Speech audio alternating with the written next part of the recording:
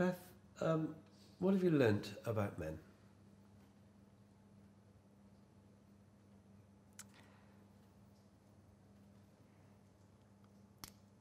Men are fascinated by women's vaginas. Just fascinated by them. Thank you very much for coming. No worries. And thank you very much for agreeing to share your story with us today. I've just got to run through a few things which are regarding data protection. The interview will be protected under the Data Protection Act. You can stop the interview at any point. If you feel uncomfortable, feel free to say and we'll stop. Crucially, everything you say will be treated anonymously. We will change your name, we'll change your course and your uni, and also any identifiable things that you say will be changed. So are you happy? Yeah, absolutely. How did you get into it in the first place? I was at university, in the halls of residence at university, and I was strapped for cash. I was kind of backed into a corner, really. So I did an audition at a pretty rough and ready strip club in Bristol.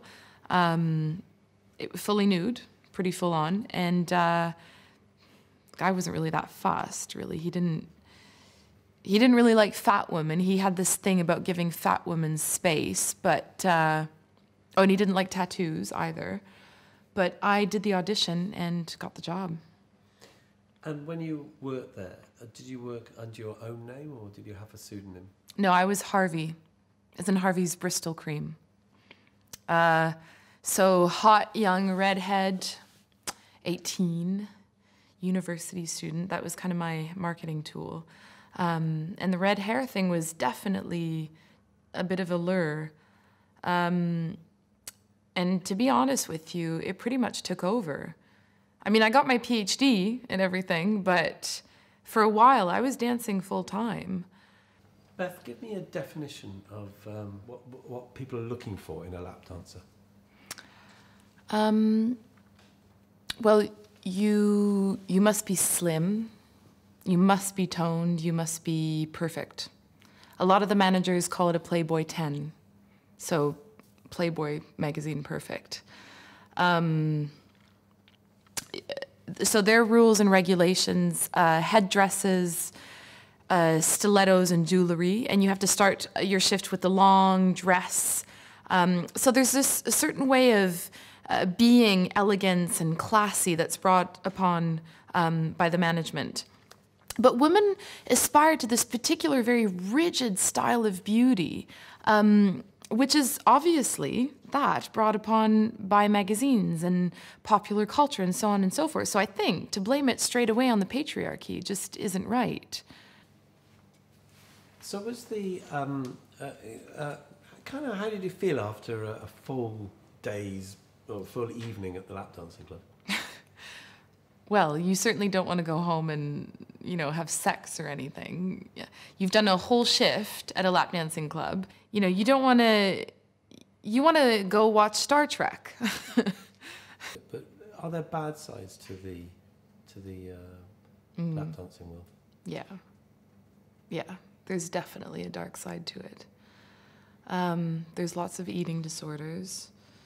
Lots of women with issues around their bodies,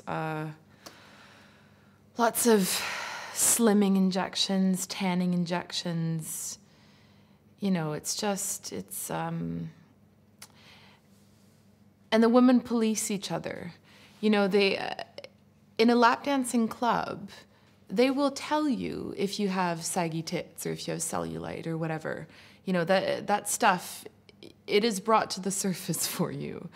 And unfortunately, a lot of the conversations revolve around diets and pills and Botox, and they're also into that kind of crap as well. So unfortunately, it's there's a lot of competition.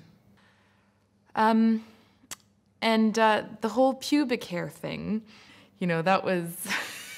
No lap dancer has a hairy touche. That just, and I had regulars that would ask me to grow that stuff in, and I was like, no, because that's the subject of ridicule in the lap dancing world. To have a hairy touche in any shape or form, no lap dancer all lap dancers are hairless.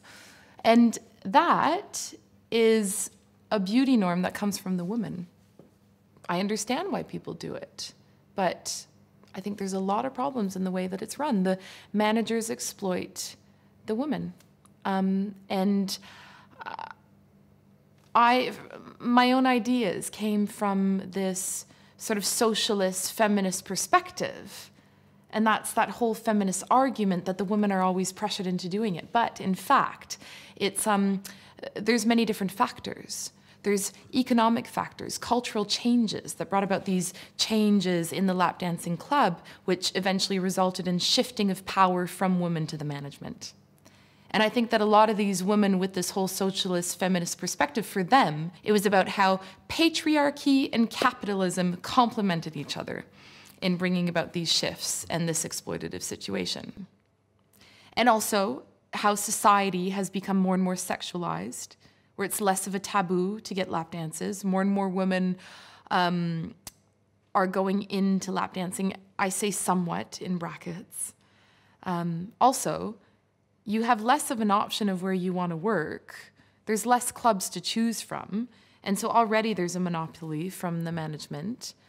So, you know, I think that to go ahead and say, oh, you know, men are dicks. No, I think that there's much more of a cultural, economic explanation about it. And, you know, people need money. And oftentimes they need it right away.